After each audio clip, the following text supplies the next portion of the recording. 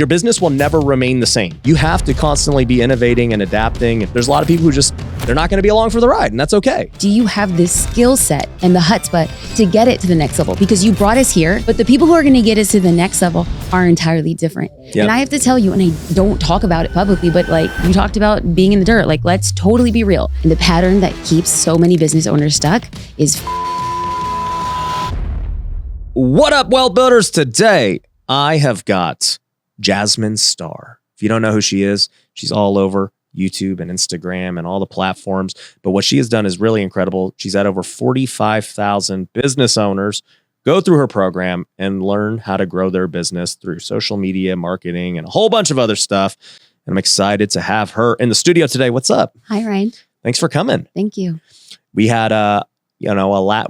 I think we kind of started talking maybe a month ago, and then you're like, hey, I'm coming to Vegas. I mean, that's like our commonality, like fast action. You know, we just like put stuff out there and we're like, let's make it happen. So we were introduced by way of a text message. Yep, with Sean And I Cannell. think that we had kind of somewhat like been familiar with each other. Yep. Sean was like, hey, I think you guys should connect. So we connected, and then you had said anytime you're in Vegas. Now, a month ago, I had no plans of being in Vegas. And then I think 3 weeks ago, 2.5 weeks ago, I got a last minute invitation, and then I just pinged you. I was like, Ryan, I'm gonna be in Vegas. Are you gonna be in Vegas? And now we're here. We're here. And I'm going to Disneyland right after this. You are. So it worked out. We're swapping. So I'm in Orange County. I'm in Newport Beach. But we drive on the 5 past Disneyland. So it's like we're literally 2 ships crossing in the night. There we go. Enjoy. So for those who don't know you, tell people, like, what's the background? I know you've helped 45,000 students through Social Curator. Like, what is it? In its core, we want people to know about your business. We want people to know you, like you, trust you, and get the attention that you deserve in business. And then what we discovered was that I became really good at spotting patterns when it came to business. I basically created a business that I wish I had. And so in the process of creating a business I wish I had, we created our own tech stack. I've never been a developer. I never knew a line of code. Started creating stuff that was so far out of the things that I could do. Like basically proving that if you have an idea and enough chutzpah, you can deploy against it. And so all of a sudden, being the least qualified, so I'm unqualified, uneducated, unfunded, and unconnected, and then did this thing. And so I kind of become like an embodiment of what it means to be not the most advantageous and then create an advantageous situation from there. So Social Curator empowers people to talk about their business and market their business. But what I realized on the in-between was working with volume, which was different than a course. So I had created courses, I had done memberships, I'd done in-person events. In every iteration of my career, what I started realizing was that the minute I got to volume, that understanding large entrepreneurs in mass, I started seeing recurring patterns. And the pattern that keeps so many business owners stuck is fear, doubt, and overwhelm. Uncertainty, all the stuff, right? So I quickly have realized that it's not that people don't know what to do. It's not like they don't have the education. It's like the person who's essentially stopping the most people is themselves. And so that's what the greatest gift that Social Curator has given me outside of just like changing my life and building my belief and strength as an entrepreneur. That's one thing. But actually truly understanding the human psyche around entrepreneurs, I think that's been the most gratifying thing. Yeah. You know, what's interesting is I've always been a logic guy. And so I think people like us are just natural action takers, right? Yes. So it's like, hey, if you just give me like the step by step, I'll just do it. Exactly. Right? Exactly. But those types of people are very rare. I didn't know that for a long time. Yeah. And I didn't either because, I would go to, events and all this stuff. I'm like, get rid of the fluff of like this mindset stuff and just tell me the tactical stuff. That's what I wanted because that's what I needed. I didn't need the mindset stuff. And then when I started to teach tactics, I'm like, why are you not doing it? Right. Like, I'm telling you step by step. Right. And to your point, there's this first step that has to happen with changing your psychology and your belief system and all that. Because if you don't believe that either you can do it or the thing that, the tool I'm giving you is going to work or not, you're just not even going to take the tactical steps. Absolutely. Absolutely. But like then the problem then becomes, okay, there comes a point though, an inflection point where there are people who are hard driven for logic. Just tell me the steps. I think you and I kind of skew on that side. And then there's a lot of people in the room who need to be known, seen, and felt, right? Like I need to address your inner obstacles before we get you to take action. Exactly. But then there's a large group of people who stay in that area. The constant consumption of mindset and I'm learning how to be enough. I am getting the tools. Like I'm going to love myself into greatness. All of that is great. But mindset without action is literally you being in the same place. Yes. And so the stuff that you and I talk about all the time is just taking the action. So I think that I have kind of embraced the two. In order for me to guide people to change, I have to identify, see them, see where their inner struggle is, and then move them into action. Yeah. But that's why I think people are like, oh, you're a little harder on the edges. Well, maybe I am, but I'm a clear action taker. And people are like, why is Jasmine always yelling? And I'm like, tengo pasión, okay? Like, I don't yell. It's just, this is the way we communicate. And anything that I need to do to shake you to be like, the only person who's stopping you is you. So let's get to taking action. Exactly. I'm going to be shouting that from the rooftops. Yeah. I'm not afraid to call anyone out. Exactly. It's like, hey, I'm going to let's get hyped together. Let's get, get you to believe and all that. All right. You're good.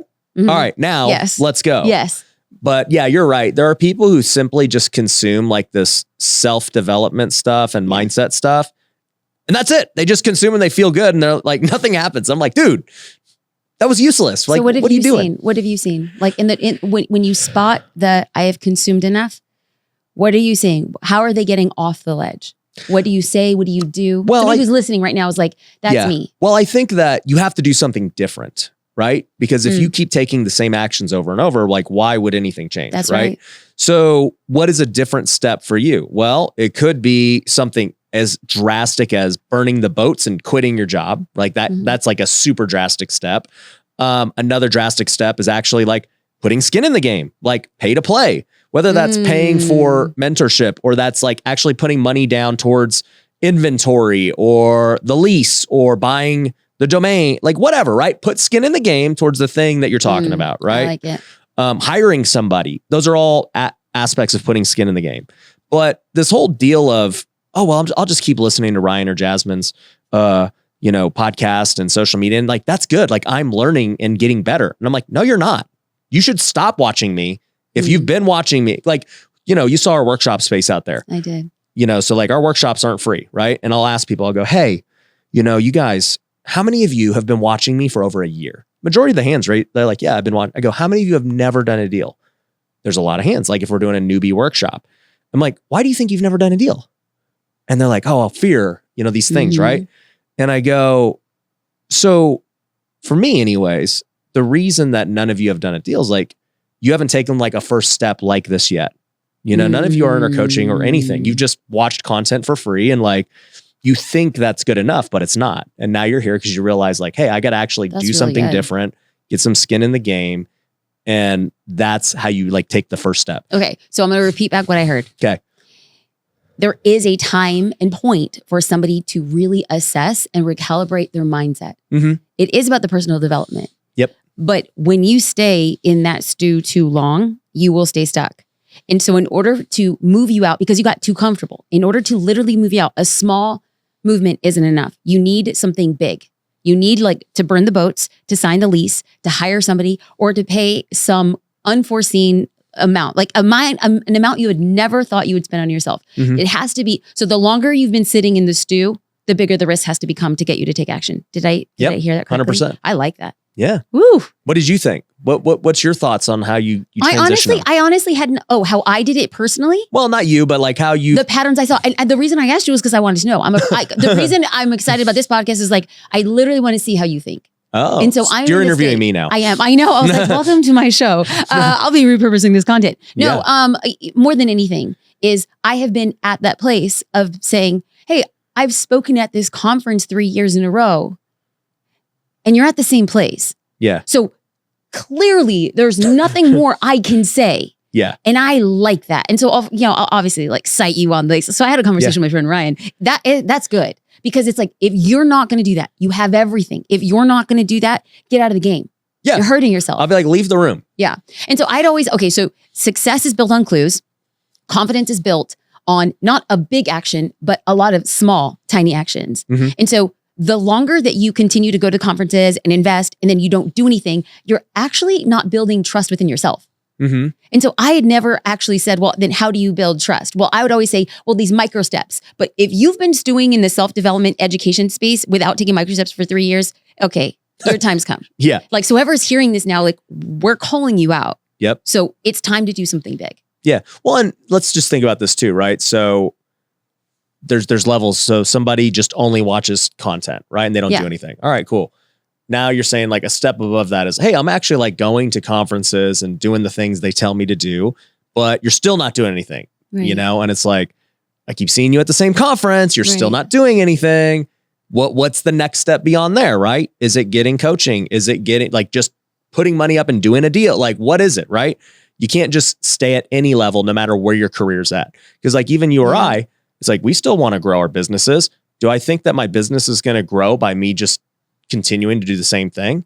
Probably not, right? Like the micro steps for sure are going to keep me moving and the business can be, but to take a quantum leap to the next level would not be just from doing the same things. I agree. If you're watching this show, my guess is you're probably an entrepreneur who's trying to grow your business. And for me, the best thing I ever did to grow my business was build my personal brand on social media. It's allowed me to get more revenue. It's allowed me to raise more capital, and it's allowed me to hire better talent. And if you are not currently creating content for your brand, you're missing out and your competition is. So if you want to learn to grow, my advice is to create a podcast. Now, there's a lot that goes into building a podcast and why I believe it's the best way. So I've actually created a free training that I want you to go check out. If you go to pinedamedia.com/podcast, you can go access the free training right now and see how a podcast is going to be the best decision to grow your personal brand today.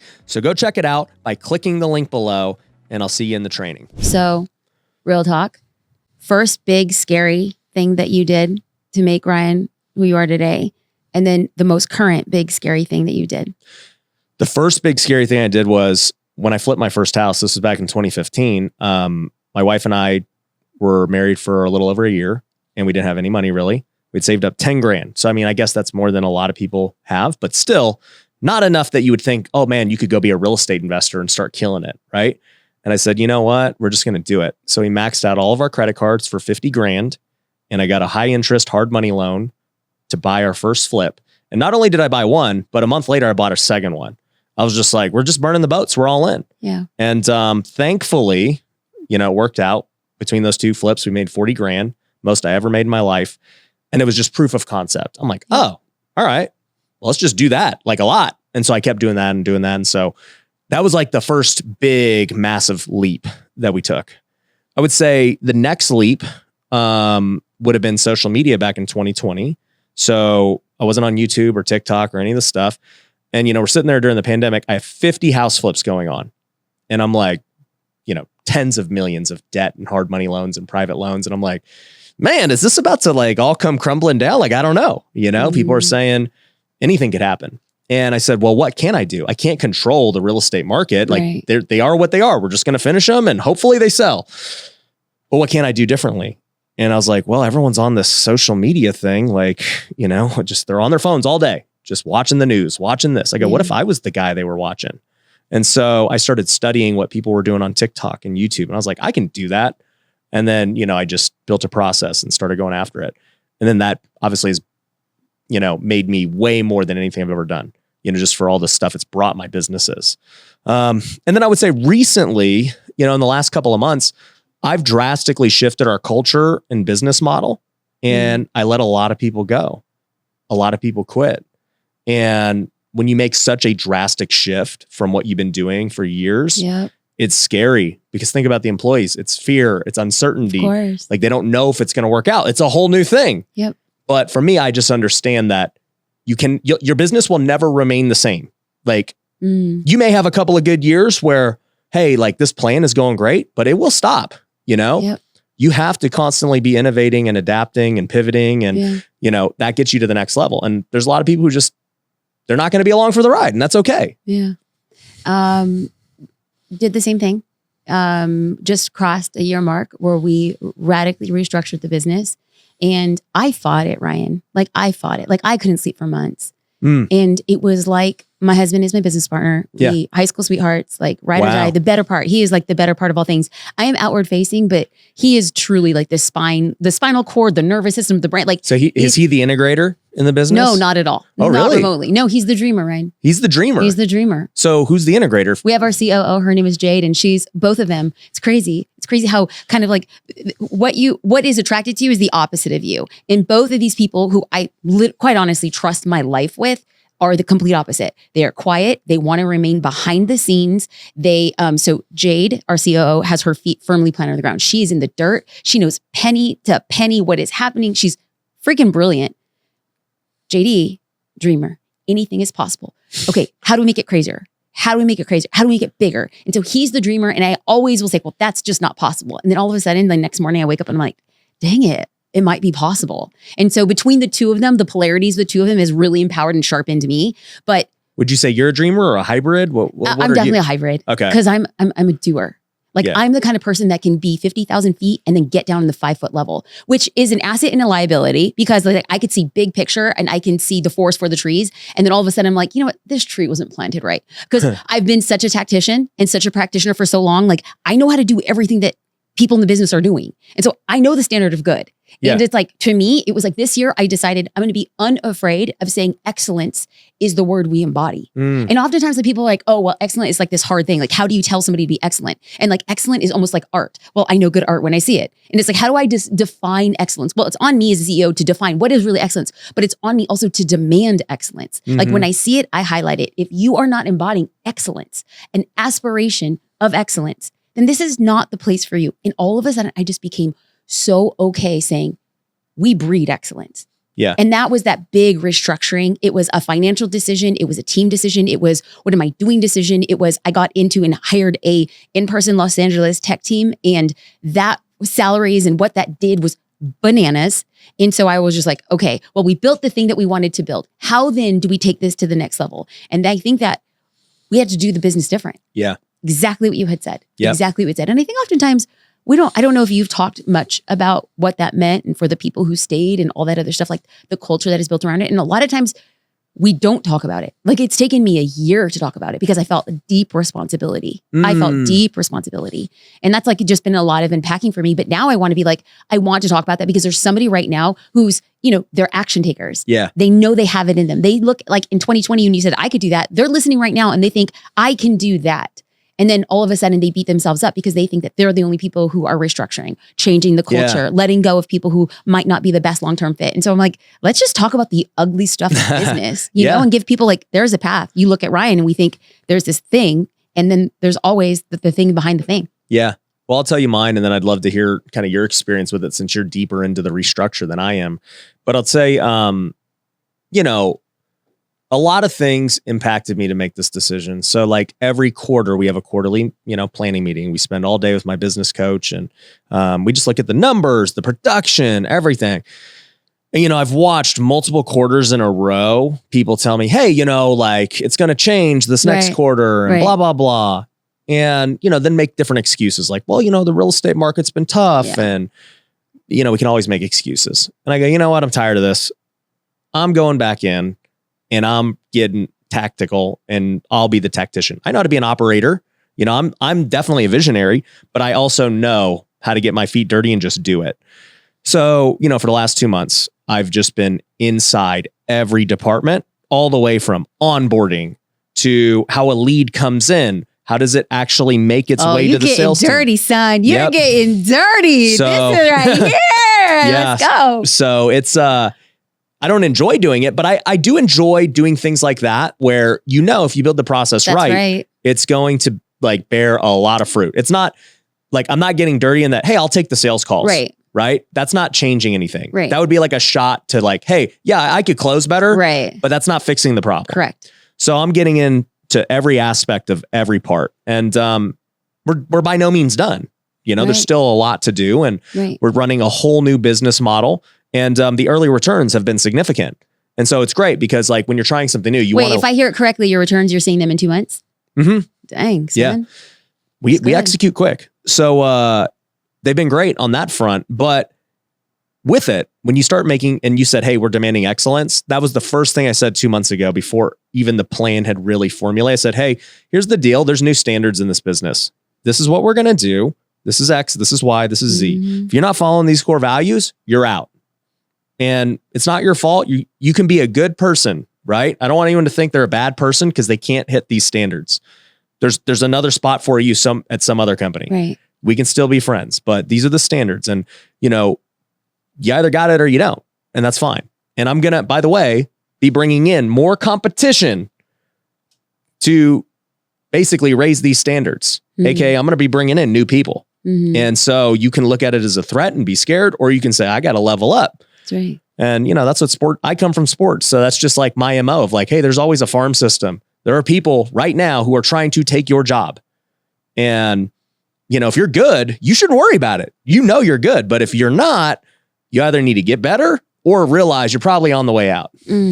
So I was told during this transition that the team that gets you to this point will likely not be the team to get you to the next point. And I'm telling you, Ryan, like, I was like, no, I'm going to be the exception. Like these people. These are my people. These are my people. These are good people. These are great people. And it wasn't a matter of good or great. It was a matter of, do you have the skill set and the chutzpah to get it to the next level? Because you brought us here and you're saying that you are stressed and you can't do any more. Exactly. Well, then what I'm hearing is that we don't have the capacity for the next level. And so if you're not on the next level with this, then thank you so much for helping us get here. For helping us. And now you get to do that for somebody else. Yep. But the people who are going to get us to the next level are entirely different. Yep. And I have to tell you, and I don't talk about it publicly, but like you talked about being in the dirt, like let's totally be real. The production and the output stayed the same. And we made a massive restructuring. And what the heck does that say? I mean, it's quant, it's math. Yeah. There are people, there will be a person who does the job of 3. Excellent. Yeah. And you pay them for that. Yep. It has been so eye-opening. I honor and I cherish the relationships and the friendships and the people who got us to that point. And then I just realized that in order for us to bloom, we need to be pruned. And I fought that. I fought it. So at my last WealthCon, one of my presentations, I said, God has been pruning me this last 12 months because it was the most difficult 12 months of my business career for lots of reasons, right? I mean, the real estate market changed. I lost millions. We, went through this whole restructuring. My wife was pregnant the entire time, like all these different things happened. Right. And, I had shut down a couple of businesses. And so I just went over all this and I said, here's the thing, right? I didn't even realize I was being pruned during this time because I'm just so naturally optimistic. I'm just like, hey, like, cool. Everything's for my good. Romans 8:28. God does everything for my good. And when I looked at it, I said, dang, I actually went through a lot of stuff the last 12 months. When I was writing the presentation, I was like, dang, I got through that. I'm like, that's crazy. And then I looked at all of the capacity that opened up because those things were gone. That's right. And I looked at what was been added in the last 12 months. And I was like, wow, these are all the additions that are now here. And I would not have had capacity for them if these things still remained. And absolutely. You don't really have that until you like really start looking at how life has played out. Everyone knows that my favorite way to build wealth is through real estate investing. That's the reason that I started Wealthy Investor, where we've trained thousands of students. But here's the thing. I've noticed that so many people fail to get started in real estate because they're worried about the money. They don't know where they're going to get the money to buy a house or flip or handle their renovations and things like that. And so they just never get started. I want to change that. And that's why I created a brand new free course that goes over 5 different ways that you could buy houses without using any of your own money today. And I'm going to give you it completely for free. All you have to do is go to wealthyinvestor.com/podcast. I've made it specifically for you. The moment you go to that link, you'll be able to go get access to it and learn how you could start buying houses today without any of your own money. And if you're somebody who already has a real estate business and who wants to scale, we want to help you too. You can click the link below and book a free strategy call with our team if that's you. But what really changed it for me was I read, a lot of it was prayer and everything, but like I read a book during this time, 10X is easier than 2X. And it's by Benjamin Hardy and Dan Sullivan. So, the author of Who Not How, the author of The Gap and the Gain. And so this was their newest book. And basically the argument they made was, hey, it's you can go 2X in your business. Really, like if you want to 2X your business, it's pretty simple. You could probably keep the same business model and just market twice as much, get twice as many salespeople. Right. Like you could 2X that way. But to go 10X, you got to redo everything because your current model will not 10X. You can't go 10 million to 100 million with whatever it is you're doing. That's right. And so I started to think, I go, how would I go to 100 million? Like what would I have to change? And I realized I was like, I'm running a flawed model that won't get there if that's the goal. Dang. And he said essentially that, hey, and Grant Cardone's been saying this forever too. He's like, hey, 10X. And the whole point of 10X is just thinking, what do you have to do at the 10X level? That's right. Differently than what you do now. And That's even right. if you don't hit it, you'd be probably happy with 5X. Heck yeah. So I started to just think, and I said, okay, well, what business model could realistically get there? And so I just redid everything and I said, this is what we're going to do. And, we're going to blow it up. Right. I feel like you're reading my story. I really do. Yeah. That was when we go back to talk about JD in like the dream and, what could we do? And it required us to restructure the way that we thought about the business. We thought about the capacity. We thought about who we served. We thought about greatest opportunity. We saw market gaps. And then we started realizing that if we were going to play a different game, and this is where we are, like this is the process of ideation. And quite honestly, to actually look at something and say, I don't know. Yeah. We are taking a risk and I don't know. And I am okay with the risk, come what may, because we've built a strong team. And I believe that should this other thing not work for us in the way that we had hoped, we still have the capacity to build and we're learning something. And so I think that for people who are listening and you feel like you're in a season of pruning, or even if, like Ryan, you didn't know you were being pruned, and then it isn't until you're like, I've overcome some stuff in 12 months. Like if you could look at that and you could actually say with an optimistic mindset, like what was cut away was meant for me and what has grown is going to be the 10X thing in my life. I think that that's the space of faith that I am dwelling in, but it sounds nice. Like this time next year, I'll let you know how it goes. I'm like, I don't know.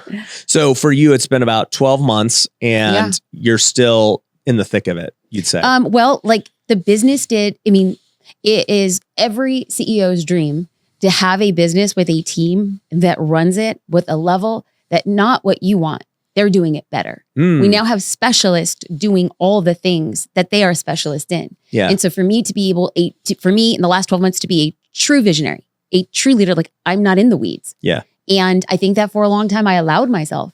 I dwelled too much in the 5-foot view of what's going on. Like I'm sitting in product and UI and sitting on like user testing meetings and watching Hotjar recordings. Like I was in it, Ryan. Like I wanted it so deeply that I unknowingly connecting my identity. Okay, so first generation Latina, bootstrap founder. Where are you from? My dad is from Mexico. He came over in high school. My mom is from Puerto Rico. They met in East Los Angeles. Like that's where they started their family. Cool. And never once ever thought that I could start a business. Like I was 26 and I was like, wait, I could start a business. Like, this is crazy. What were you doing before? I was at UCLA Law School.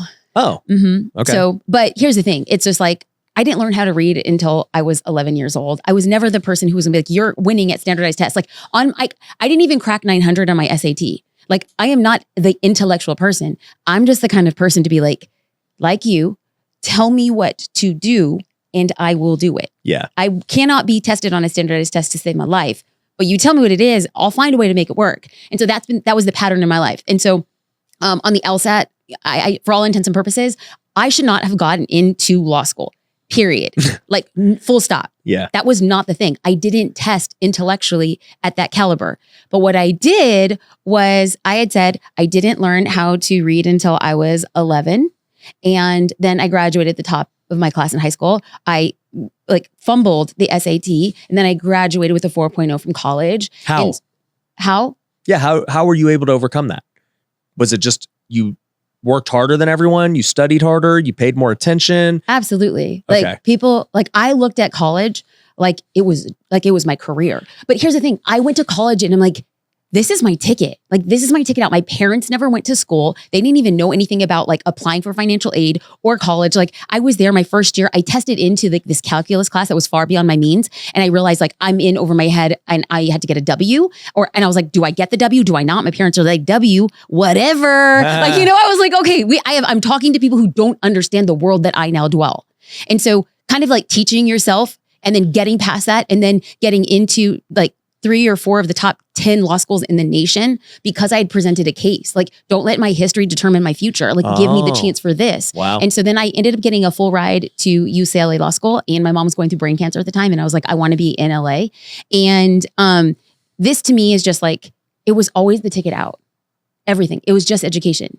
And so I was never a risk taker. I never thought I could build a business. I was never the person that somebody bet on. Like, I was the quiet kid behind, like, just doing her work. Yeah. And then my mom had a relapse of brain cancer, and I think it shook everything, the core of me of like what I wanted. And she became like a North Star. And now to this day, my mother is a walking miracle. Like, my dad has a church in East Los Angeles, and like people are like, oh, I don't know about prayer. I was like, you can have an opinion, but I am watching a woman who went through like 2 brain surgeries, like a shunt placed in her head, every type of chemotherapy. Like, we can have differing opinions, but like, I know on the side that I fall. Like, I look at her and like, she calls me just to make sure that, how's my granddaughter? Are you eating enough? Are you making dinner for your husband? I was like, Mom, I have not made dinner for him since the second like Bush administration. Like, you're gonna have to say a prayer for me. But all that is like, that's where I am. Yeah. So I do believe in miracles. Yeah. I believe in hard work. I am never the person that was going to be the standout. So when we talk about like where we go with business, how did we get here, Ryan? How did we get here? I forgot. Like, what was the original question? Man, now I don't even remember, but I'm wrapped up in how you even started the business now. So my mom, it's New Year's Eve. Yeah. She's at USA Norris Hospital. Yeah. And we sneak in past, well, the nurses, they look, my dad and mom have 5 children. Yeah. So it's like, Latinos, we all just like roll deep. Yep. And so they kind of like look the other way. Filipinos are the same. Okay. You had a Filipino nurse. Dude, of course you do. Of course you do. Of course you do. So, it's New Year's, and my mom was in bed. She had just gotten out of brain surgery. And like, she wasn't talking about the stuff that she had done. She was talking about the stuff she had not done. And I was 25 years old, and I like had a midlife crisis. And I'm like, I don't want to die a lawyer. Like, I don't want to die wishing that she'd never flown business class. Yeah. She's never visited Austria. She'd never written a children's book. And I'm looking at her like a grown woman and saying, oh my God, this can't be my life. Yeah. I don't want this to be my life. And so I talked to my parents and I said, I'm leaving law school. And how many years did you have left? I was a 1L. So there's 3 years of law school. I was a 1L. My mom was had a relapse, but I went on scholarship, and they said, you have 3 years to come back and get your scholarship. And I was like, okay. I really thought, I was like, let me just give this thing a try. I might come back. Maybe, of course. Like, I'm always that plan B girl. And so then, you marry my high school sweetheart because I want my mom to see us get married. We plan a wedding in less than 3 months. Wow. There's like 20 people at the wedding. And against all odds, she starts to heal. Yeah. Right. They stopped everything and they said, her time has come. It's time to plan the funeral. And then there was no funeral to be planned. Wow. So it was like a wake up call. And my husband says, like, if you could do one thing for the rest of your life, what would it be? And I said, I want to be a photographer. And he's like, okay, you don't own a camera. And I was like, I know, but if I did, like, I got an iPhone. I think I do. No, bro. No, this is like, I'm like, I don't want to like predate myself. This is pre-iPhone, dude. Like, this is like Nokia. I got a Motorola Razor. Okay. Oh, you were cool. Cool. I was not in that Razor life. I was on I'm on a scholarship life. So start a business. And then, being a first generation Latina, my dad was the kind of person that would take 4 or 5 jobs. He had 5 kids. He's not educated. He was doing the lawn work. He was working at Big And Five. he's a pastor, right? Yeah. But he was like in East LA, like after working multiple jobs, he just started a Bible study on a Wednesday night. Wow. And he just started in somebody's house, and it was like 8 people. That sounds and then like it was me. like 20 people. And then it just got big. Careful, dude. Careful. Yeah. Like, you don't know. You might have a church out here in Vegas. Well, that's what we were just doing before this. Right. Yeah. I heard. And that's how it starts. Yep. And that's the journey that he wanted. He never went to, he was never trained. Yeah. He just spoke from the heart. And then a ton of people, he went to the area, he went to the hood. Everyone's trying to get out of the hood, and he was there. Yeah. And that's where he's building the church. And that's where like the greatest need was for him. And so I think that seeing my dad do something that he's like wildly unqualified to do. But passionate about. Like, passion will offset a lot. Yeah. And so that every pivot of the career. And so I started creating content as a photographer. And then companies were saying like, hey, could you create content for our company? And I was like, I need money. Okay. What year was this that you were doing that? This was 2006. So like content wasn't even a thing back then. No, I had a blog. I couldn't even afford a website. So I was like, I can't afford a website. There's this thing called Blogger. Like, it's free. And so I would just upload photos and be like, I'm a photographer. And nobody believed me, and nor should they.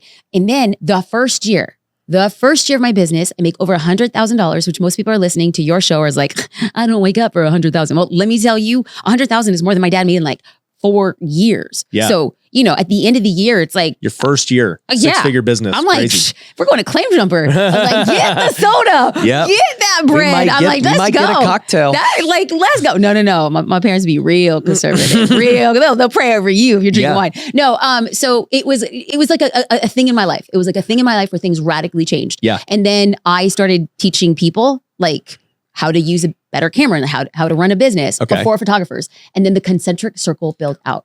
I started hosting events for photographers, teaching photographers, creating education. Then built a very simple online store. I mean, it was ghetto, right? And this is like early, like I'm uploading PDFs and then selling them. And I'd record like 4-minute videos that people could download for $2.99. Wow. Like that was how big I thought. But what did it do? It brought in another 6-figure revenue stream. And then like people are like, oh, I want a photography book. And I didn't want to do a photography book. And I was like, I'm just going to share my story. I'm going to write a whole magazine. I'm going to design it. I created my own magazine. It was like 200 pages. Wow. And then we sold it on our own. We did another 6 figures. It was just like this crazy thing that kept on happening just by serving people. So remember in the beginning of the conversation, I said, I know how to spot patterns. And I'm like, I'm creating the thing I wish I had. And so started doing that. And then I decided, okay, I love photography and I love this world, but there's something beyond it. And so I wanted to see if I could replicate that level of success in a broader market. Mm-hmm. And so then 2016 comes around, and then that's the first time I launched a digital course. 2000. So you did that for 10 years. Oh yeah. I mean, I shot like It was all photography related. Yes. Yeah. And even when I started expanding my network, I was still shooting weddings. So my husband and I created a luxury photography studio. So we were being flown around the world, and it was too much revenue for me to look the other way. Yeah. And so then we had a point in 2016 where it was burn the boats because the money it's great. It was great. It was great for us. And then I realized that it wasn't serving us. Yeah, we're kind of getting tired of it. Getting tired of it, but then you're just like, you start asking yourself why. Yeah. Like the money makes me feel safe. And I don't think we've been called to live a safe life. Yeah. We've been called to be safe, but not live a safe life. Yeah. And I felt like that was the thing that was keeping me safe. And so I was like making smaller bets. And the crazy thing is when I started my career, I had nothing to lose. So I was like, we'll do anything. And then the first time we experienced wealth, the first time we saw 7 figures, the first time we saw profitability, the first time that we actually saw we were bona fide entrepreneurs, then I felt I can lose it all. Yeah. Like we know what it's like to share a Honda Accord that's like 13 years old with an oxidized hood. Like I don't want to go back to that. I don't want to go back to date nights, legit Taco Bell. But at the time we lived in this apartment in LA and it had a fireplace. And so like, I'd be like Friday night date night. And you like pick up like bean and cheese burritos and tacos and we sit by the fire. Like, listen, if you're not eating Taco Bell by a fire, like you don't know what romance is. Yep. But I didn't want to go back to that. Like I had tasted finer things. I'm just like, and I got scared. And so then at that point in my life, I started making smaller bets, and smaller bets had never served me up until that point. So 2016, we're burning the boats. And then that year is the first time I launched a digital course, and my mind was dang blown. Because there is. You're like, this is way easier. Yeah. It's just, to me, I realized that the pattern in my life has always been, you never know how big things are. I'd live very sheltered. Like in the hood, I thought, wow, the families who are rich, they don't have to take the bus. Yeah. That was as big as my life was. Like the family who are rich, they don't have to carry 2 black trash bags to the laundromat and stay there for 4 hours and fold your laundry there. Yeah. And so every concentric circle, it's like I get to college and I'm just like, wait, what is this sport that these big white boys are playing? I had never seen lacrosse in my life. Like I was just what is that stick? Yeah. I was like, oh, okay. It's like hockey in the air. Like literally, Ryan, like I didn't know how big the world. I didn't know that girls get BMWs on their 16th birthday. I didn't know what Louboutins were. You didn't know what a quinceañera was? Oh, homie, I wish for a quinceañera. I didn't get no quinceañera. My birthday, you want a quinceañera? Good, I'll get you 16 candles and then you can blow it out. There you go. Bravo. You don't even get a cake. Yeah. No. You get tamales. That's what you get. You get a palo tamales. You want some gifts to unwrap? It's a tamale. So that was my whole life. And so it's like you get there and you just realize it's so much bigger. Yeah. It's so much bigger. And so there was a difference between making money online and then making money on the internet. There was like this thing that fundamentally had shifted in me that I began to understand the different levels of marketing. And I realized that I was playing a different game, and I realized that I had the skill set. Yeah. And that was the first time in my life that I was like, okay, something's radically changing. Yeah. Well, before we get into like how that went from there, I think there's 2 things I want to talk about that, that this 10-year journey to that point is interesting to me from when you're talking. The first is, you get married when you guys are broke. Like you're not really, you're quitting law school, you're doing all this stuff, and you guys build it together, right? Like you build this photography business together, you grind it out together, you got the stories, and it's crazy. And, I have a similar story in that my wife and I, she just turned 21 when we got married, and, we built everything together, right? We had nothing. We maxed out our credit cards together, and, we went through all those things. I remember you had mentioned, man, like we thought that this was like amazing. If I could just, if we could have our Taco Bell date nights. I remember thinking, if I could just like eat Chipotle every day without worrying about it, you've won. I've won, because I was making $1,200 a month as a minor league baseball player. And so I was like, dude, this is like, I can eat Chipotle every day, like every meal, and it won't matter. And that to me was like how big I was thinking. Right. So I want to hear about, one, what it was like building with your spouse during that time, because a lot of people are doing it opposite these days. They're like, hey, once I'm established, then I'm going to, start worrying about dating. And I'll get married in my 30s and I'll like do this stuff. And what I see is, I don't think it works. I think that you end up lonely, number one. Number two, I think it's harder to build it by yourself. And number three, I think that there ain't as many options when you're in your mid 30s as you think. And I think people are coming to realize that. So I'm going to be very honest. When people say like, can you talk to my wife? Can you talk to my husband and convince him to work with me? My knee-jerk reaction is no, like absolutely not. It is not for everybody. I don't recommend it. Yeah. I don't think it's better or worse.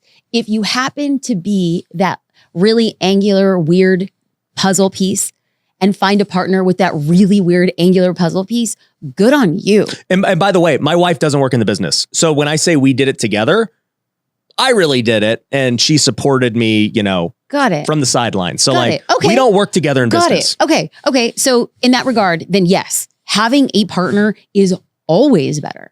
Yeah. Is always better. That's what I'm saying. Well, I don't know. Okay. Controversial take.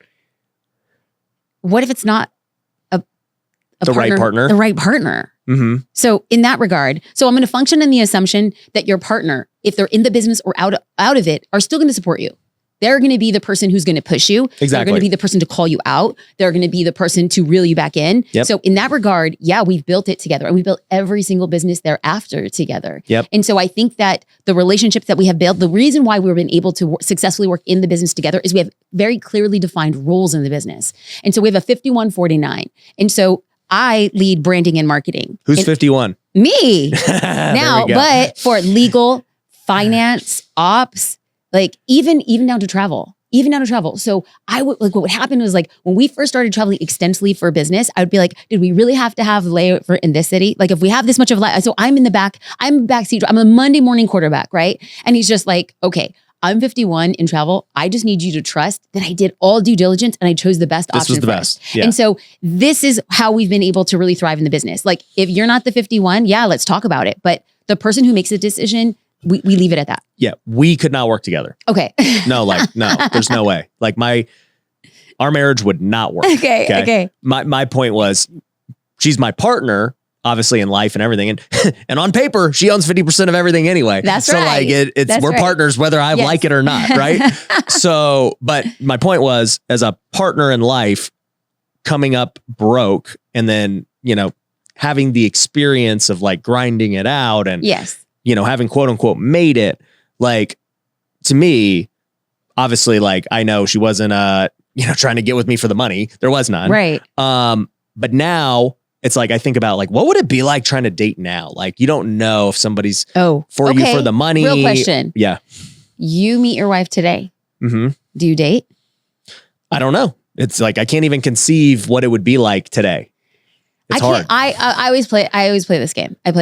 I think that I would meet my husband. I think he's very charming. Like after all these years, Ryan, like I think he's still so charming. Sometimes I look out across the room from him and he's engaging with anybody, Ryan, with somebody's grandma, with your cousin. Like he's just very charming. My version of charming. And so I think I would meet him and be like, I like you. I would totally be about him. Yeah. I don't know if I would date him. I don't know. I don't know if we would. I don't know because I have become a lot.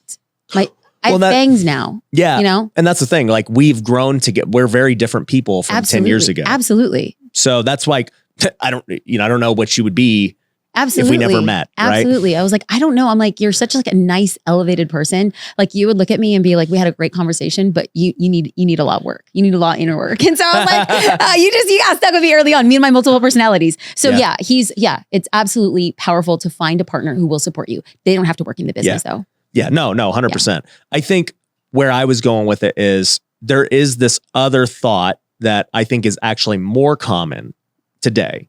That people are like, I want to wait to get married because I'm going to focus on my business and me and establishing I love this conversation myself. because that's a very male perspective.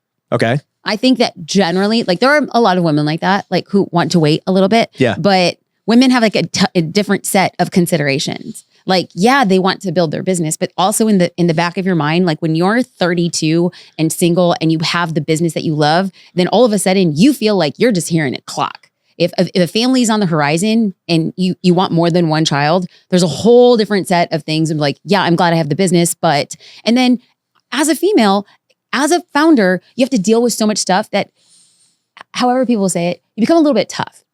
And it's going to take a very special man to understand and celebrate like your toughness. Yeah. And so I think that maybe a lot more guys are generally like, I need to like take some time for my individuality. I need to be a sojourner. I need to conquer. I need to do some things for myself. And women are like, I want the same thing, but I don't know if I would wait as long as a guy generally. Yeah. And I guess where I've landed on it, because it's just such an interesting world because, say 30 years ago, you get married young, right? 40, 50 years ago, you get married young. And that's just the way it is. Like people do that. And then there's been this whole thing the last, say 15, 20 years where it's like, no, like we're going to wait and establish ourselves and whatever. Right. And we're now kind of seeing the fruit from that. And I look at my life and I'm like, man, I'm glad we got married early. We got 3 kids. We built it together. It's great. And then I look at other, friends' lives who waited. Like we have like literally 5 weddings in 5 months. And I'm like, man, like you guys are finally growing up. That's great. Like we're in our mid 30s now. Yeah. Like, and then I kind of feel weird going to weddings because I'm just like, man, like you're 35. Like, why didn't you get married earlier? That's just me thinking. Okay. But we also I've had lots of conversations on the podcast with people because there's this whole dichotomy that I didn't even realize was happening with women, to your point, in that they necessarily don't want to wait because of a clock with creating a family and everything. And that's actually true in our office. So whenever we have like our events and wealth cons, they're like, hey, can you guys like figure out who are the single guys at the event and stuff? And I was like, oh my God, that's amazing. So I was like, wait a minute, hold on. How many of you guys are like even have a boyfriend or anything? And I realized the majority were single. And I was like, wait a minute. And I looked at the guys in the office and I'm like, okay, the majority of the guys are either married or, have a girlfriend, whatever. I was like, why are all you single? What the heck is going on here? And like, they're great women. Like, why are you guys single? This makes no sense to me.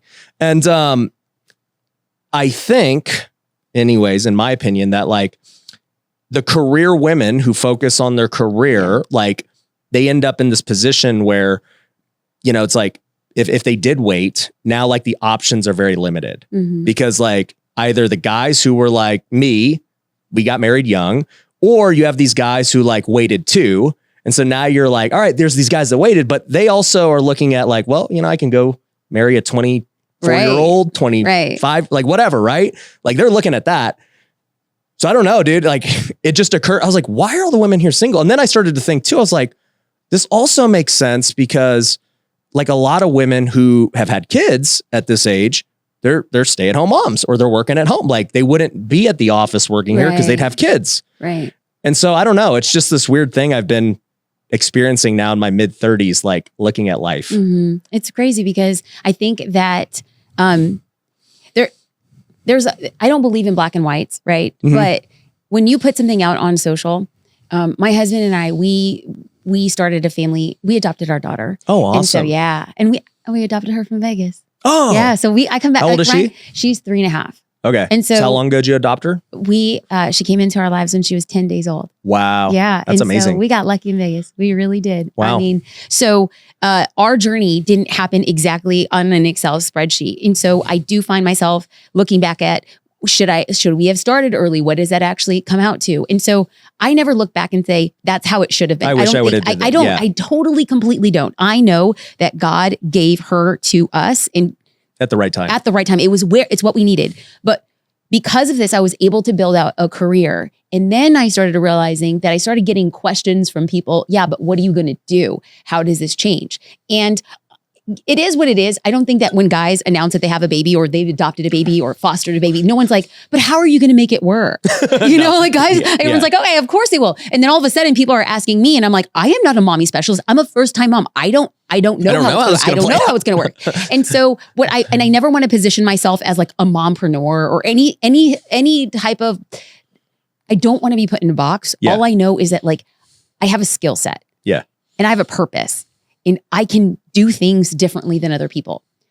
But that's very me. That's very You're very high self-present. capacity. You're different. But if I don't share it, Ryan, then who's truly benefiting it? Mm-hmm. The people in my closest circle of that. Yeah. But I thought to myself, okay, I'm not positioning myself as like a mother or a content creator in that regard. But what I will do is I will document the decisions that I'm making as a CEO. And I will be putting it out there. And when you put something out there, any form of content, you're going to take heat because not everybody sees the world the way that you do. Yeah. And so just recently, last week, I was at a mastermind and it was a co-ed 3-day leadership event, but I was the only woman. Yeah. And it is what it is. You had to be making over a certain amount in your business, and statistically less than 1.5% of women make over that amount. So already the pool of people who were eligible to go to the event is really small. And then would they actually want to go to that event? Mm-hmm. And so I ended up going and I documented it. And at the beginning of the year, I openly said that my husband and I are going to be traveling everywhere together. That was our decision. And I wanted this because I want Luna to see what is possible. That not every mom path looks the same, and she's going to decide what's going to be best for her. And I want us to be together. That was like a big thing for me. And so you put that out and I documented, and I didn't make a statement about anything. And then I come back home and I was like, we need to start having a conversation. No, I'm a fully bootstrap founder. It is so rare for this thing to happen. Most women are trying to get venture capital, and less than 2% of women are getting venture money. Yeah. And less than 1.5% are underrepresented and female founders. Yeah. And I was just like, I'm creating content to put people in the rooms until you get into the rooms. Yeah. And then somebody had sent a really nasty message. And it's just like one of like a handful that you're going to get, that a mother's role is to be a mother. And I just thought to myself, I'm going to share this openly because I think that there needs to be a path that's open and that looks different, and that everybody's path is the same. And JD and I, we have a big vision, and we're not reaching that big vision if I am relegating my work times to her nap time. Yeah. It's not happening. So we've made the decision internally, how are we going to run this family and what roles are we playing in this? Do we co-sign on what these roles look like? Mm-hmm.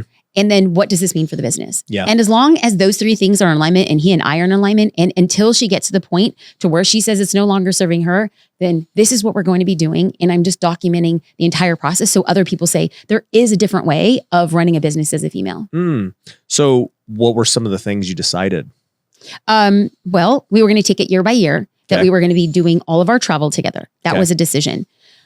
On our travel trips, if I'm going and speaking at an event, he is 100% parental care. Yep. That I do this professionally. So I need to be 100% there. You're the face of the business too. Absolutely. Yep. And so he was like, absolutely. Like, you go and act like this event is for you, and we get to do breakfasts and dinners. Yep. And we just make it up.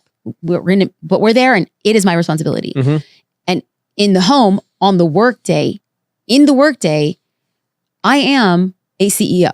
Yep. And that is the conversation that we have had. So we have breakfast together, we have lunch together, and we have dinner together. When you say we, are you talking the whole family? Yes. Okay, got it. Yes. All right. So JD, Luna is not in preschool. This is a decision that we've made right now. I'm pretty sure it's probably that time, but I love having her home. She's a very chill child. Are you going to go homeschool, or are you going to go private school? What are you going to do? Right. I was homeschooled until I was 14. And so I love that experience. And I think that every child needs to determine, you get to see what a child needs. And I think my mom made a great decision. My daughter is such an extrovert.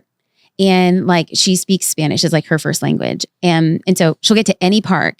She's, mira, todos mis amigos están aquí. Like, my friends are here. Like, she's never met any of them. Yeah. And so I see that, and she's going to need to thrive in a small, like Montessori type school, but she does need a little bit of structure. She needs that outlet. So we're making a decision based on like that for now. And it can absolutely always change. I do think we're going to homeschool her at some point, but right now I think that's going to be where we're heading. But during the day, there are parameters in which we work. And if she comes over and I'm in a meeting, I'm looking at her saying, I see you. I love you. Hang out, say hi. Yeah. Then her dad come in and get her. Do you guys work from home? We do. Oh, okay. We do. Got it. We do. So that makes it easy. It does. It does. Yeah. I'm very thankful for that. But it's not for everybody. Again, there's not a right or wrong way. I can't work from home. I hear that often. And I do think that that's very much the case. I think that Luna is like an 87-year-old lady and trapped in a 3-year-old body. She's such a vibe, Ryan. Like she reads hardcover books. Like she wants to lay in bed. Like she's just really old. Like she probably has like Centrum Silver vitamin. Absolutely. Yeah. Absolutely. So, if she was a different type of child, maybe that wouldn't be the case. But funny. This is 100% her, and we've found a way to make it work. But more than anything, I just want to be open about what that looks like. Yeah. And again, I'm creating the stuff I wish I had. Yeah. I wanted to see what was possible. Yeah. Do you think that there ever might be a point where you're like, hey, you know what? I need to step down as CEO and just go full time in this path. Do you see that ever happening or no? I mean, I think honestly, when I look back at my life, anything is possible. Yeah, that's true. Anything is possible. But you know what's funny is you were talking about earlier when we were restructuring, both of us, and how like the people that got you here may not get you there. Yeah. And you see these founders of companies who come to the realization where they're like, I'm actually not the best fit for CEO. Right. To take this company to the next level, right? Oh yeah. Something changed personally, or I just don't have the skill set, or whatever the case is. And so I agree with you. It's just like, life's unpredictable. Absolutely. We don't know what's going to happen. But how fortuitous that you actually can make that decision. So I have a very good friend, and the minute her business hit, not 20, the minute her business hit 21 million, she had just said, oh, I'm out of my league. So she had enough wherewithal to actually say, you know what? In order for us to hit the next level, we're going to need somebody who has experience in a different way. And so she moved into being like creative director. Owner. Yeah. And I thought, how powerful. Yeah. How powerful to actually be in that position. And, I hope to be humble enough to do it. Absolutely. But then also have like the option, like, I hope the business gets so big that I'm like, wow, I'm out of my league here. Like, let me watch somebody do what they do. That's when I started asking you questions at the beginning, because it was just like, you just think differently and you do differently. So I was like, I can learn. I can pay somebody to be a CEO, watch how it's done, sharpen my teeth, and then go and take over the reins when I'm ready, or do it for a different company. Heck yes. Yeah. I mean, I've read a lot of books on, founders of the biggest companies, right? I like reading these biographies about whether it was Steve Jobs or Phil Knight or even like Zuckerberg.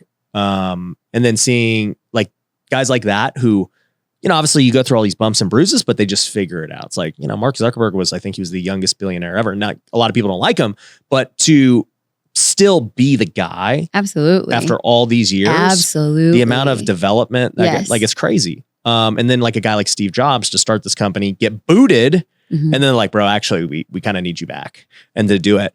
And then like, I look at the bad side of things when I look at the cases of WeWork and Uber, right, where you had these CEOs who were the wonder kids, and then their egos and everything, they just did not listen, and they had to be forced out. And it's just like, yeah, guys, you got to go. So I'm very aware of that too. I'm like, man, I got to keep leveling up. Like the level of my company will only ride based on how much I choose to level up. Absolutely. And the amount of talent I can attract is based on how talented I am. That's right. Like, who's going to work for me that's better than me? Like, it's just, that make no sense. So, wait. I try to only hire people who are better than me. Is that fault? Is it like, tell me, like, is this faulty logic here? Well, I think that there's people who are better than me in lots of different, like, specific specialized skills. Okay. Right? Yes. But as an overall, like, okay, so let me give you an example of where I came to this conclusion.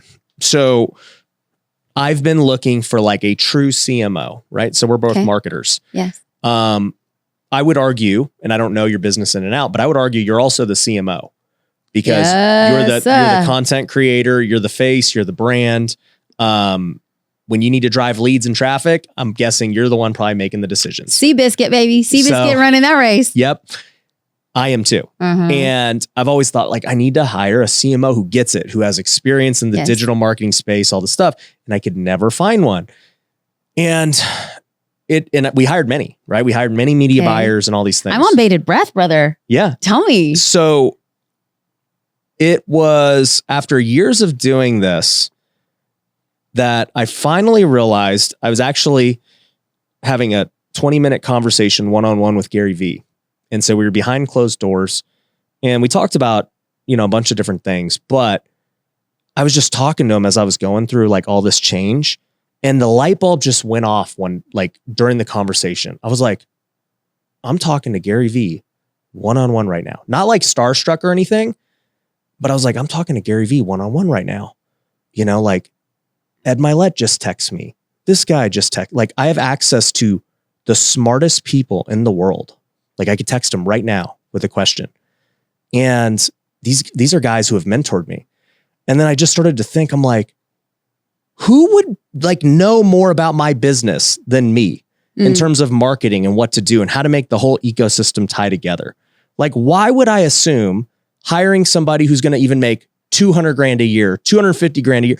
Why would I think I should just take their direction on how to run this company?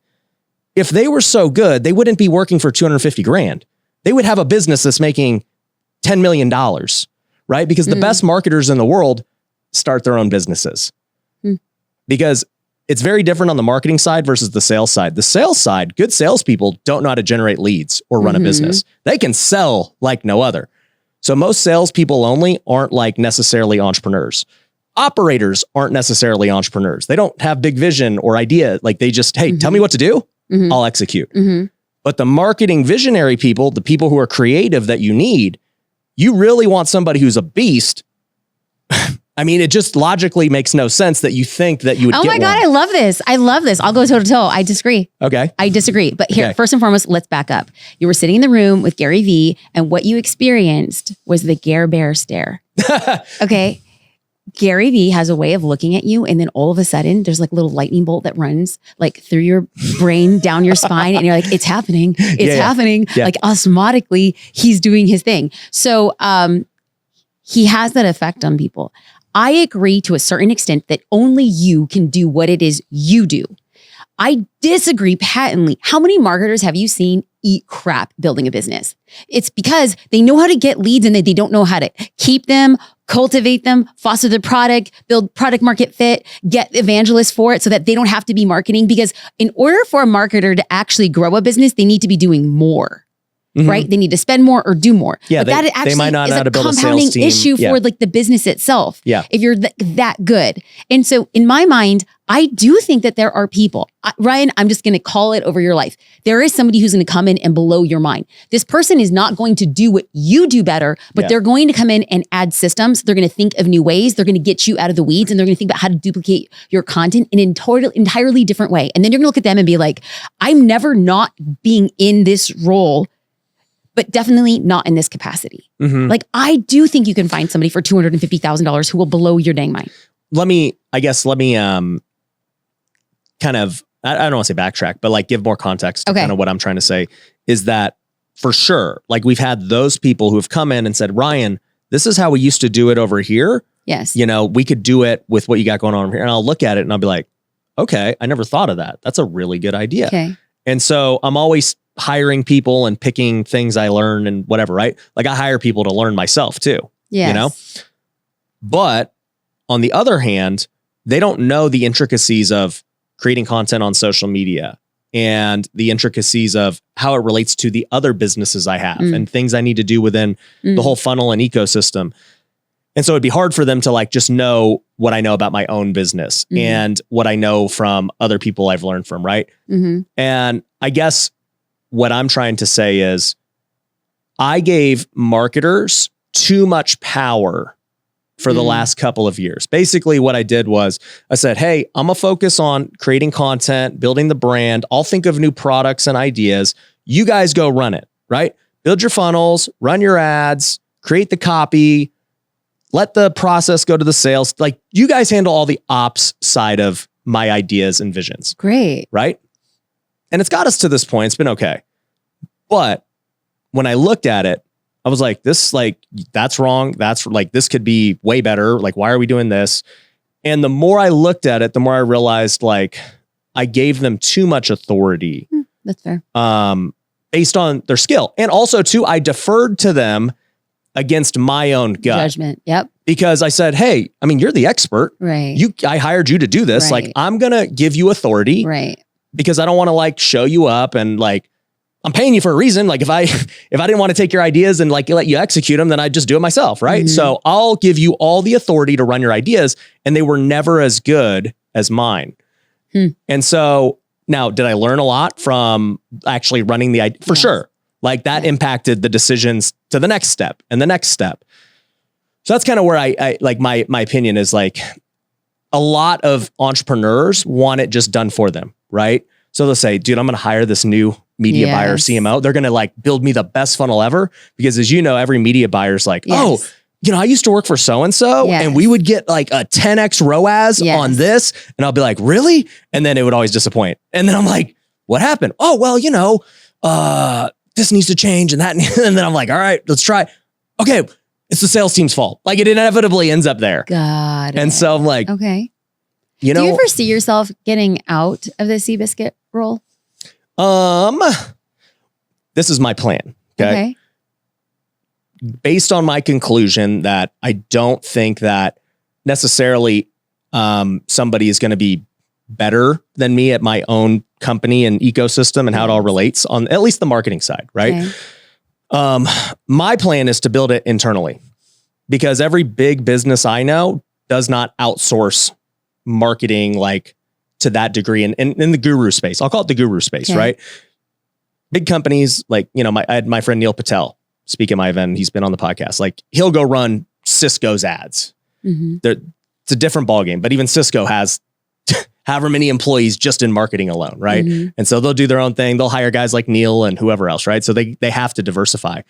For me, I just am like, hey, if I can build a core team in my own business, and yeah, we do hire all these outside people and we keep learning things that work and we keep testing and trying new things, we can apply it across all the companies, not just one. Right. And then if they can see the things that I see and we can keep learning together, now it's like, all right, cool. You guys know exactly, you know, the same things I know. Let's do it. That's my plan long term. Do you plan on incorporating anybody else like visually in it? So the reason I'm asking is that I feel like I'm at a point in my life where I want to build businesses that are not so closely tethered to my personal brand. Oh, for sure. And then I kind of feel like so then the next iteration, and we're not doing this anytime soon, but I could see it in my future, is I'm going to know the strength of myself as a marketer, like truly the strength of myself as a marketer, if I can create or cultivate another visual marketer. Correct. And like, because then there's like the proof is in the pudding. It's either you can duplicate the magic je ne sais quoi, the X factor for somebody to be able to drive awareness and leads, or it was just a really like the Ryan magic. Yeah. Or the Jasmine magic. And I don't want it. I don't want it to be Jasmine magic. I want it to be like, you're that good. You can create another visual person to be running the marketing. To be the visual component of those businesses. Yeah. So I've watched a lot of different paths on this, just studying it. So it's like, for instance, you've got guys like Tony Robbins. He didn't do that. And so it's like it's Tony or bust. Cardone's the same way. It's Cardone or bust. Well, for Tony, he has his tiers, right? Of like the coaches and then proximity to Tony in the coaching sphere of it. They're essentially mini Tonys.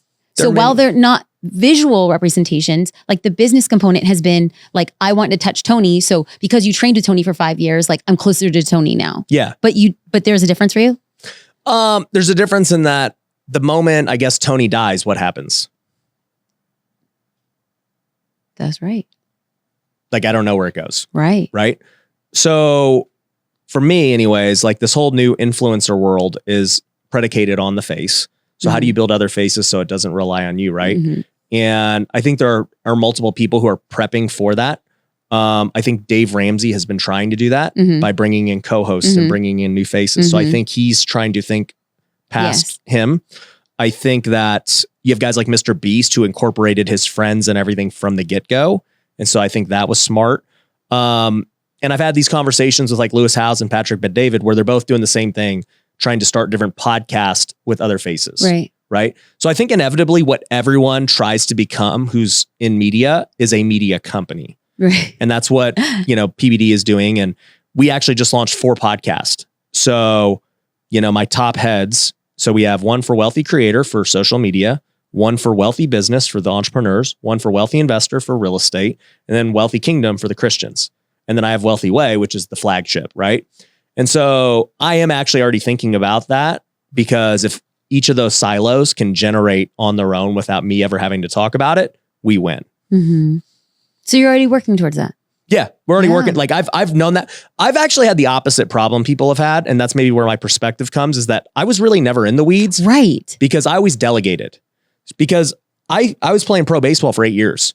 So I could not be in the weeds because I was literally on the other side of the country playing. Got it. And so I had to hire people to keep the business going. Got it. And I learned to trust people really quick because it was either trust people or don't have a business. Right. Or don't play baseball. And I was like, no, I want to do both. And so that's how I like built everything.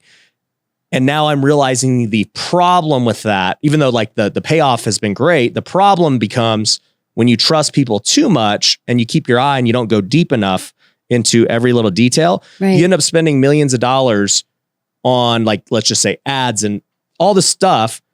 And if you would have just optimized it and spent a day looking at it a year ago, it would have been, dang, yeah, absolutely. You wouldn't have lost so much you could have been making. And also too, re-looking at it every quarter or every month and tracking performance and making little tweaks along the way because what I know today is way different than what I knew a year ago. That's right. So I have to just constantly be reevaluating to see like, what are the holes? What are the gaps? Where are we missing out? What's a new opportunity? You do a stoplight report, green. What are we going to keep doing? Yellow. What do we need to like really track and see if like, are we going to cut this thing next quarter or what? And then red. Hey, this don't work. Get rid of it. Mm-hmm. That feels good. That feels really good. At the time of this recording, when I look at what's going to happen for like the next year in my business is just like being okay and fully embracing that I will be really high. I will be 50,000 feet. I will be 5 feet.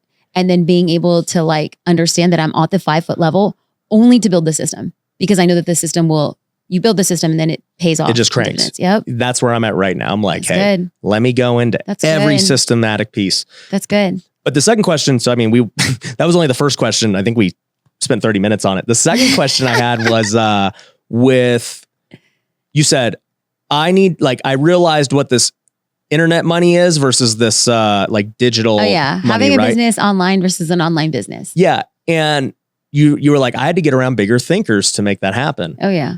And for me, that's what's happened as well. Like even just having this podcast, I get around like these people who have had huge things. And I'm like, like they'll tell you whenever I go to something, I come back. I'm like, nope. That's right. This is what everyone gets afraid. The team gets afraid when I go away. They're like, oh man, she's gonna come back. She's bringing thunder. And I'm like, you best believe it. Yeah, absolutely. Absolutely. The first time, actually, I launched a digital course because I had joined a mastermind. Okay. So you had to be making over a certain amount of money. You had to have all these like requirements. And this was back in like 2016, I think. And I watched an online class. Like people now know the word webinar. I had no idea what that was. It was just randomly, I was reading a blog and it says like, do you want to be around other entrepreneurs who think big? And I was like, yeah. It's like sign up for a class. So I signed up for this class and having no idea. Okay. So then I'm watching this live class and he's talking and he's doing the Who was it? His name is James Wedmore. Okay. And so he's doing the thing that everybody tells you to do. Hey, Sally from New York. And so he's like, tell me where you're from. And so I'm like, there's this thing on the internet and I'm just typing my name. And he's like, Jasmine from Newport Beach. And I was with my husband. We were making dinner. I was like, and I thought the camera's on. Like, the camera's on. I'm like, can they see me? I was literally like, 101 years old. I had no idea what was going on. And so he goes to this thing and he applies the pressure point. I mean, it's literally like the 5 pillars of this. Now it's like systematic and there is a way to effectively sell and like a masterclass and all this other stuff. At this point in time, I have no freaking clue what it is. And I'm like, oh my God. And so then he is moving into his pitch. And by this time, my husband and I are eating dinner and we have a laptop up and I will never forget, we're eating pasta and he's like, how much do you think this is going to be? I'm like, this is so expensive. I'm like, this is so expensive. I'm like, I think it's like $5,000. And he's like, no way, it's 10. I was like, you're crazy. It's not $10,000. drops the price. And he's like, and you can join for $25,000. I was like, what? Got that laptop and I slammed it. I was like, this guy's trying to rip me off. I'm like, this is just like snake oil. I was like, who the heck is going to pay $25,000? He must think I'm drunk. This is stupid. We finished dinner. We're washing dishes. It's quiet. My husband's like, you're thinking about it, aren't you? And I was like, no, that's crazy. Who would ever pay somebody? Like, that's ridiculous. That's like paying a semester at like freaking Harvard. No, I'm not. The next morning, I was like, I think I'm going to apply to this thing. So it was $1,000 to apply. Okay. And I was like, but you get it back if you're not accepted. And he's like, you're going to get it back. And I was like, well, monetarily, I qualify to be in this group. But what they're talking about, I have no freaking clue. I have no clue, but I've always been in under my head. I want to be like the dumbest person in every room. I want to be the poorest girl in every yacht. I want to be the smallest dog in every pin. You know, it's like, I'm ready. Like, get me, that's the upward mobility. So I apply and I get accepted. And the first event is in San Francisco. We're sitting in a room and everybody is talking Japanese or might have been because ROAS, EPL, CPL, lead magnet, funnel conversion. I am sitting here. I am making a list of everything I have to Google. So then on the break, so we do this whole thing the first day. I didn't say a single word. I don't want to sound dumb. No. It was beyond sounding dumb. I was like, konnichiwa. I have no clue what you guys are saying right now. So I go back into the room and I call my husband and I'm like, I think I just wasted $25,000. Like, I need to leave. Like, this is not, I'm done. Like, I'm out. Like, this is so far out of my league. And he's just like, well, we paid in full.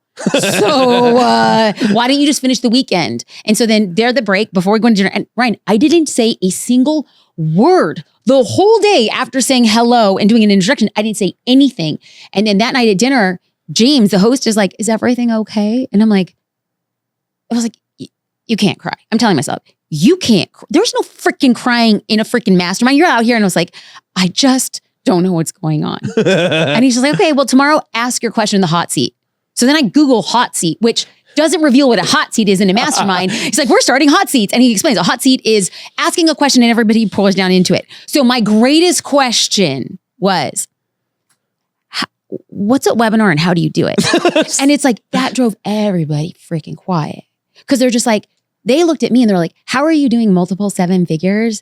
And you don't know what a webinar is. Yeah. Like, they were such in a different league. And so I think it was kind of like a bless your heart moment. Like, they're like, okay, that girl, like, nobody really wants to sit next to her at dinner. Someone please help her. Someone please help her. Nobody wanted to volunteer, you know? And so anyway, I quickly figured out, I just wrote down these words that people were saying, went back home and started Googling, what is lead acquisition? How do I get it? How do I sync this up? Who, like, email service provider? What is a funnel? I just literally Googled everything.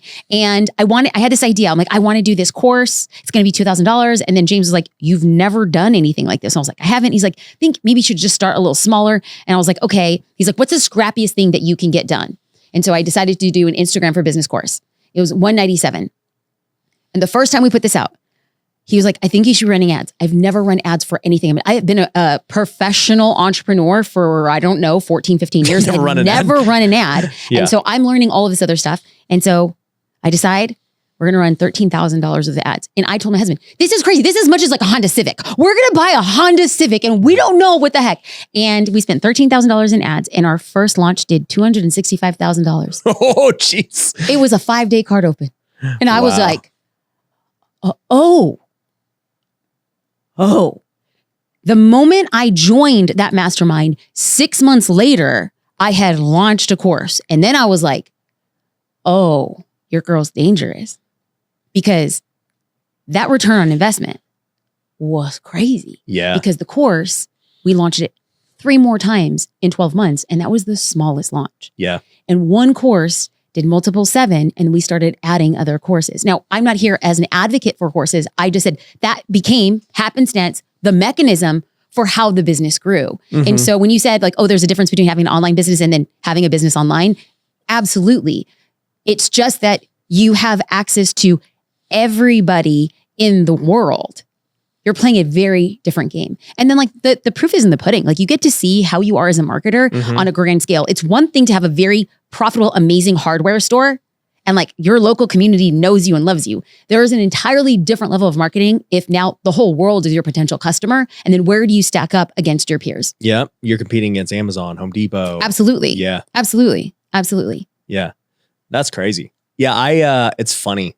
because I didn't even know that world either. So like in 2018, I went to 10X here in Vegas, my first ever business event. And I see this guy, Russell Brunson, pitch. And dude, I was like, I never bought anything, education, nothing. I'm like, dude, they're all scams. And by the way, I'd already become a millionaire without doing it. And I was like, I'll figure this out on my own. And then like I watched Russell's pitch for 60. I was like, I don't know what I'm buying, but I'm like, I'm going to buy. Like everyone else is walking to the back. Like I'm just going to go buy that, whatever that is.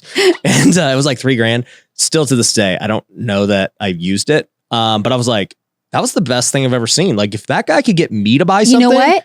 Is there anything greater than watching a good marketer and then you know I'm being marketed to and you're like, I see it all in front of me and this is terrible that I'm going to buy it, but I'm going to buy it because you're that good. Yeah, like, I love that was that good. And I don't know how you got me to do this, but I need to know how. I need to get closer to it. Yep. I need to get it. Yes. I bought it. And then at that point I was in buying mode. So then Ty Lopez sold me something. And then like, I was like, the pocketbooks are open.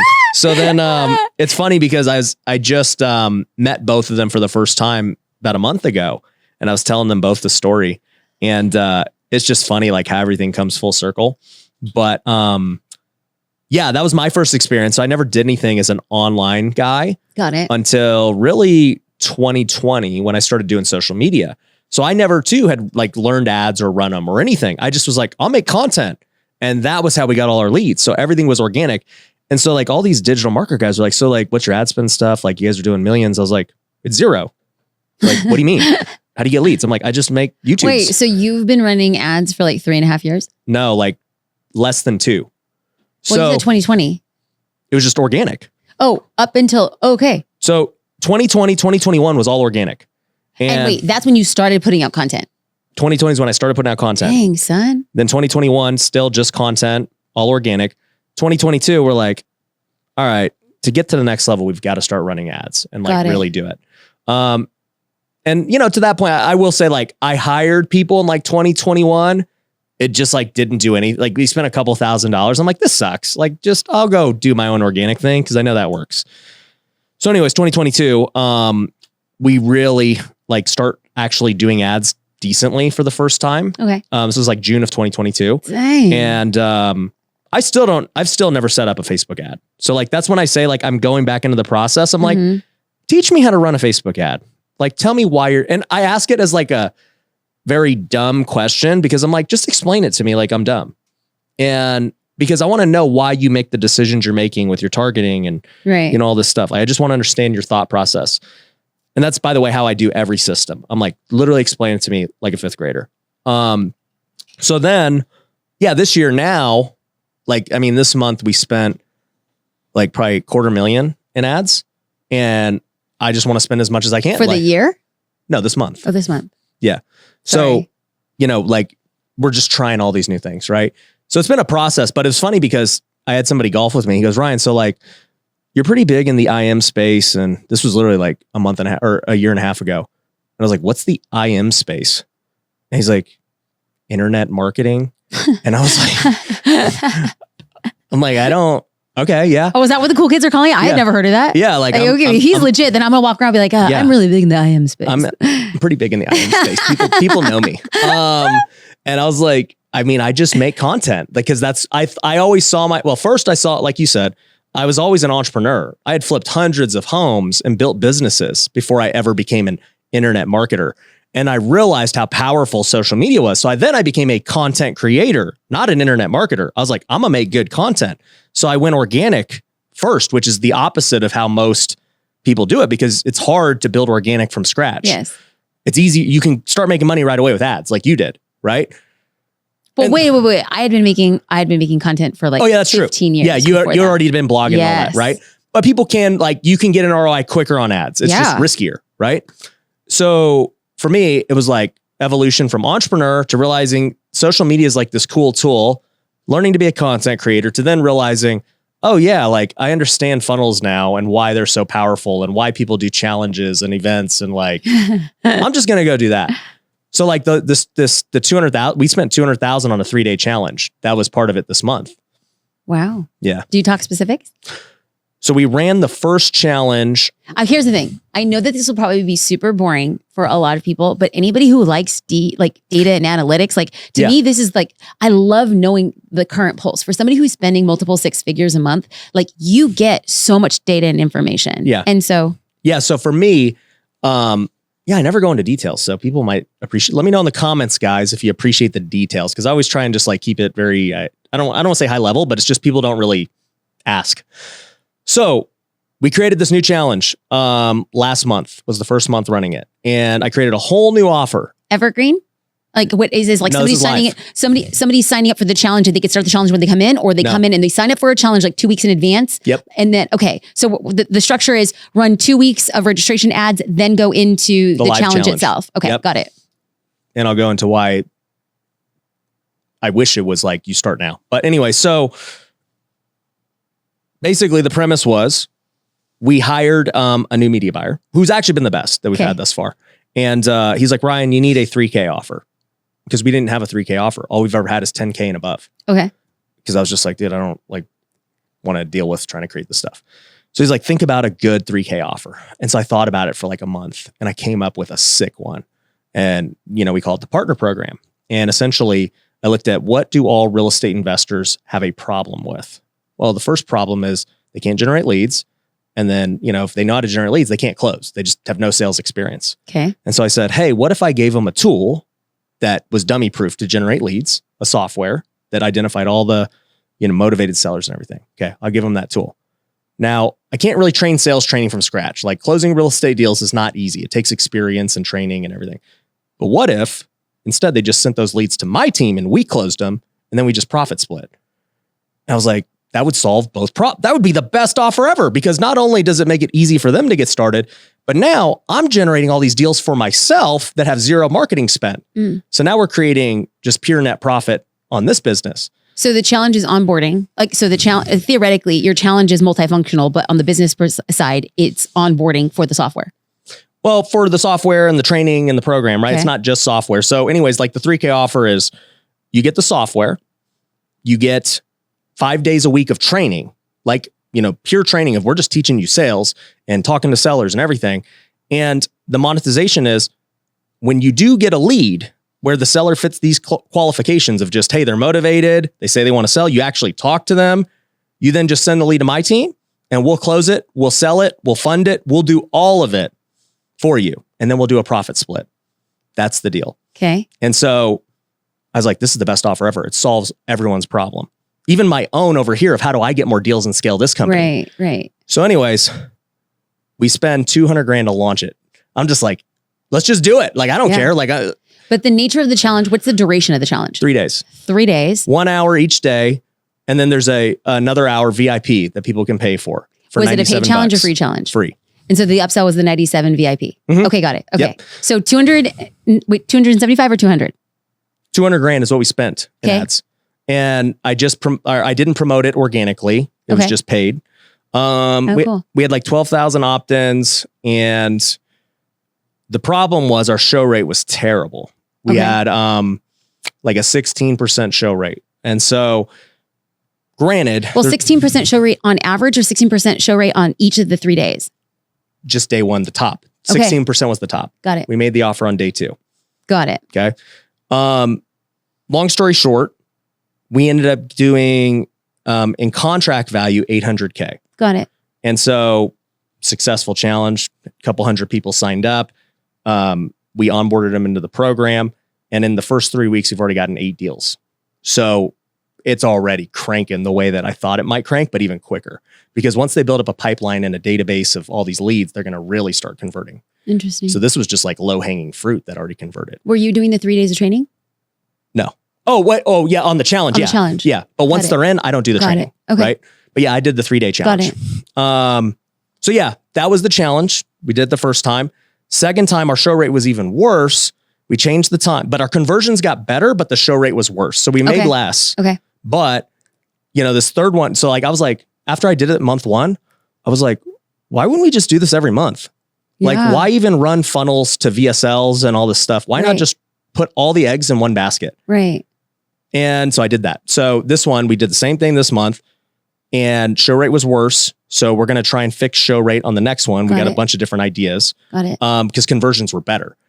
And so the presentation itself sells. It crushes. You just need to get them. Our conversion rate was like 18% of people there. Incredible. Oh, the offer is sick. Nobody has anything like it.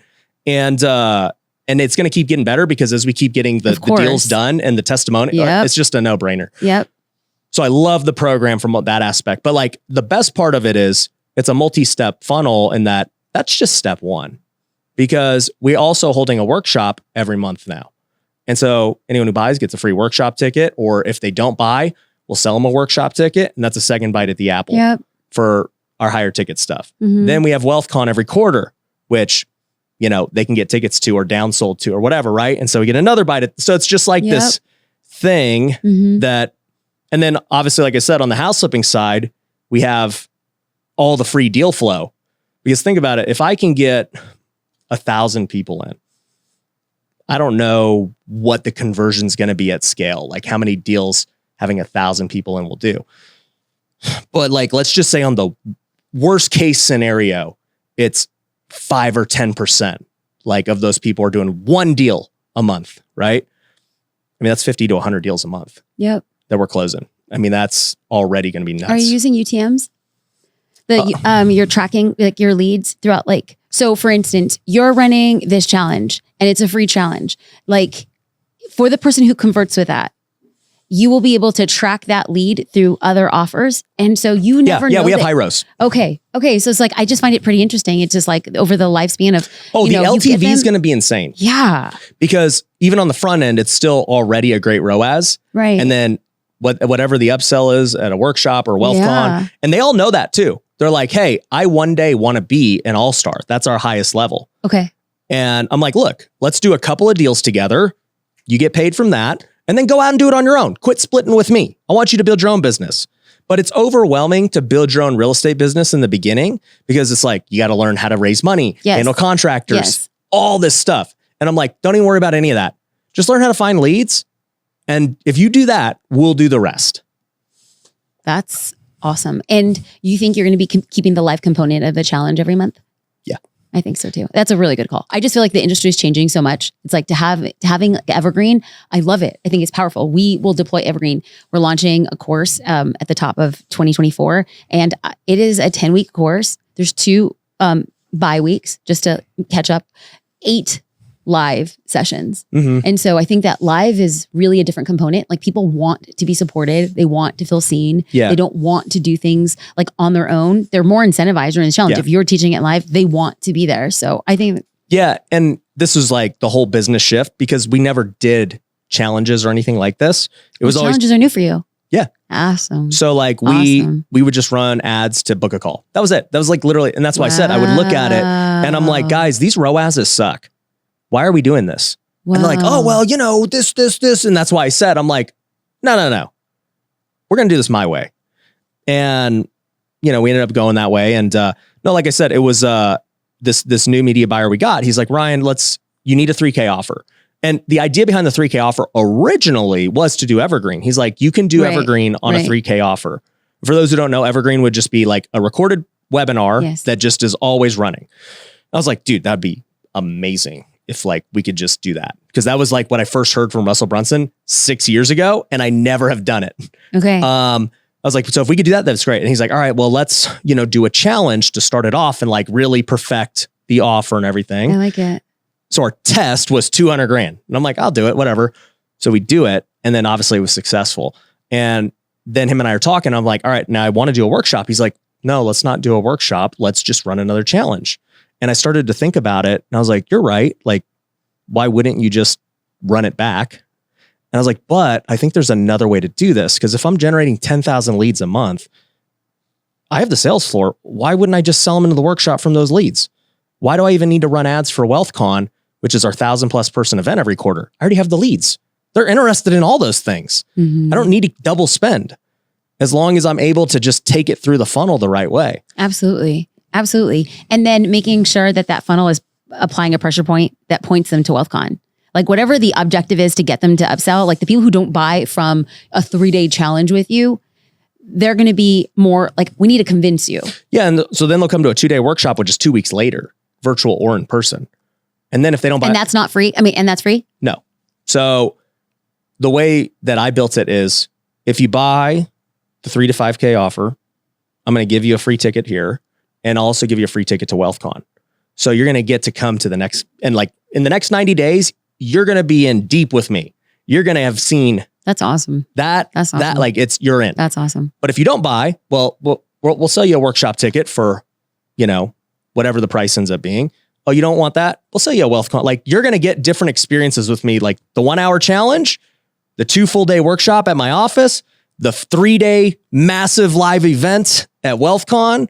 Like you just get to experience what we're all about in 90 days. So, the other part of it too is like with WealthCon, we would spend multiple 6 figures to fill it up every quarter. Now we don't have to do that because if I'm already giving WealthCon tickets to people who buy partner, yes, we already have filled it. Yep. And those people, that's good, are very qualified. They want to do stuff like. That's awesome, Ryan. Yeah. Like you found a really good sweet spot. Like now you just add more gas on that fire. And that's why I say, like, I was like, I just got to fire these marketing. Like, but your ad buyer was the one who really put a lot of pressure on that, right? Oh, 100%. So that was a good hire. With the actual funnel itself. Got it. Because he didn't want to do workshops or like, he's like, no, dude, that's a waste of time. I'm like, no, like, listen, it can all be the same thing. We don't have to think of them as separate silos, which is how I've been running the business. Let's run ads for WealthCon. Well, is he incentivized by ad spend? Like, does he get no, he's incentivized by profit. Okay. So, okay. Yeah. But, and then like I explained it and I was like, this is what we're going to do. And he's like, all right, I can roll with that. Okay. And we're going to do our first cycle this next 90 days, but like just mathematically, we've done them all successfully standalone. So there's no reason it wouldn't work as one. It's just, we don't have to spend what we've been spending when they were standalone. Absolutely. And then, as you have them in the email funnel, you're paying a lower spend to send engagement ads to the people already on your list. Yeah. And we're so going to you're just grow sending our them list. value add. Like you're paying ads, but for a smaller ad spend because they've already subscribed. And so you have like a segmented audience who's just continuously seeing good stuff about what it is you're doing instead of going after a cold audience. Yeah. So those convert better. I mean, all of it is just like working in your favor. Yeah. Heck yeah. I don't know anyone that has this kind of funnel because to do a challenge every month is already hard. Yes, it is. To then run a workshop and have the space is hard and the team to produce it. To then do 1,000+ person event every quarter, like them all on their own, very few, but to do it